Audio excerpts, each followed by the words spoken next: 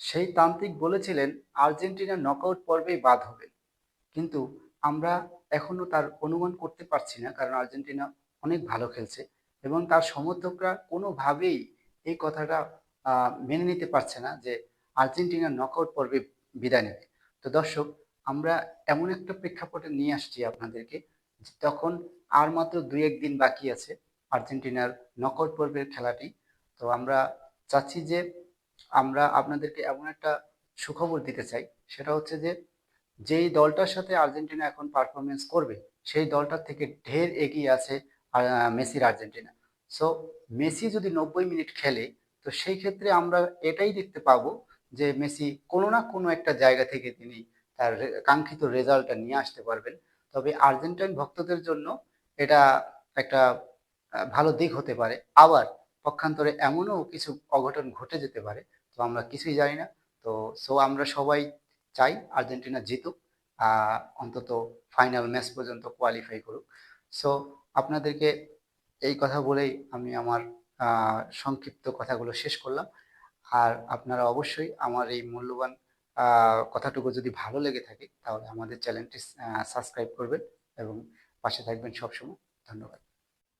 সেই তান্ত্রিক বলেছিলেন আর্জেন্টিনা নকআউট পর্বেই বাদ হবে, কিন্তু আমরা এখনো তার অনুমান করতে পারছি না, কারণ আর্জেন্টিনা অনেক ভালো খেলছে এবং তার সমর্থকরা কোনোভাবেই এই কথাটা মেনে নিতে পারছে না যে আর্জেন্টিনা নকআউট পর্বে বিদায় নেবে। তো দর্শক, আমরা এমন একটা প্রেক্ষাপটে নিয়ে আসছি আপনাদেরকে, তখন আর মাত্র দুই এক দিন বাকি আছে আর্জেন্টিনার নকআউট পর্বের খেলাটি। তো আমরা চাচ্ছি যে আমরা আপনাদেরকে এমন একটা সুখবর দিতে চাই, সেটা হচ্ছে যে যেই দলটার সাথে আর্জেন্টিনা এখন পারফরমেন্স করবে সেই দলটার থেকে ঢের এগিয়ে আছে মেসির আর্জেন্টিনা। সো মেসি যদি 90 মিনিট খেলে, তো সেই ক্ষেত্রে আমরা এটাই দেখতে পাবো যে মেসি কোনো না কোনো একটা জায়গা থেকে তিনি তার কাঙ্ক্ষিত রেজাল্টটা নিয়ে আসতে পারবেন। তবে আর্জেন্টাইন ভক্তদের জন্য এটা একটা ভালো দিক হতে পারে, আবার পক্ষান্তরে এমনও কিছু অঘটন ঘটে যেতে পারে, তো আমরা কিছুই জানি না। তো আমরা সবাই চাই আর্জেন্টিনা জিতুক, অন্তত ফাইনাল ম্যাচ পর্যন্ত কোয়ালিফাই করুক। সো আপনাদেরকে এই কথা বলেই আমি আমার সংক্ষিপ্ত কথাগুলো শেষ করলাম। আর আপনারা অবশ্যই আমার এই মূল্যবান কথাটুকু যদি ভালো লেগে থাকে, তাহলে আমাদের চ্যানেলটি সাবস্ক্রাইব করবেন এবং পাশে থাকবেন সবসময়। ধন্যবাদ।